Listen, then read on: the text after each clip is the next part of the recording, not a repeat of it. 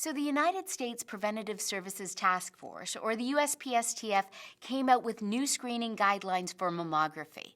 And many women out there may be wondering, what's up with that? They're very confused about differences in guidelines between those and the American Cancer Society. When should you get screened? How frequently? When should you start? When should you stop? So let me break it down for you.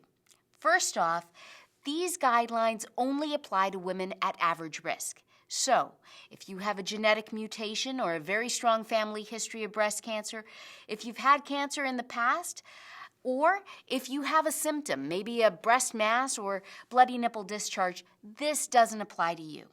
These guidelines only apply to women at average risk in terms of screening mammography.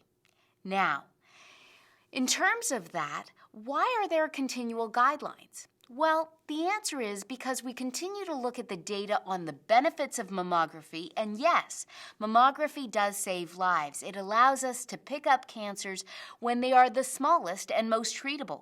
And there's plenty of data that mammography can actually save lives. But we balance that with the risks. So, mammography is associated with a slight increase in the radiation dose. Sometimes it can cause biopsies that may be unnecessary. And there is this concept of overdiagnosis, the concept that we can find cancers that truly will not make a difference in terms of your longevity.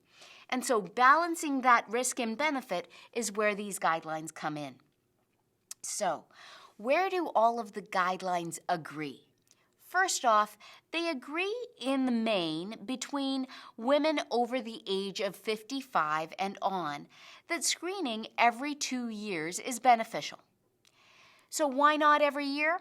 Well, because the incremental benefit doesn't quite outweigh the harms associated with mammography. So if you miss a mammogram, don't worry too much if you're at average risk. The other place where they agree is on the tail end of the age spectrum. So women over 75, women who have less than 10 years of healthy life expectancy, for them, mammography probably isn't in your best interest. I always tell patients when the results of the mammogram are not going to influence what you do, in other words, if they found a cancer, you wouldn't bother taking care of it, then you shouldn't get a mammogram to begin with. The other place where they agree is on the beginning part of the age spectrum, so women who are 40 to 44. Really, both the American Cancer Society and the USPSTF recommend that you tailor that discussion with your doctor. Talk about your risk and understand whether mammography is right for you and how frequently that should occur. Where do they disagree? They disagree between the ages of 45 and 55. The USPSTF says if you're under the age of 50, tailor that discussion with your doctor. If you're over the age of 50, screening mammography every 2 years. The American Cancer Society, on the other hand, says, look, if you're younger, it's true that you're less likely to get breast cancer, but younger women who get breast cancer tend to get it in a more aggressive state, and therefore they want to screen people in that younger age category more aggressively every year. So they recommend between 45 and 55 getting annual screening mammography. After 55, every 2 years is likely just fine.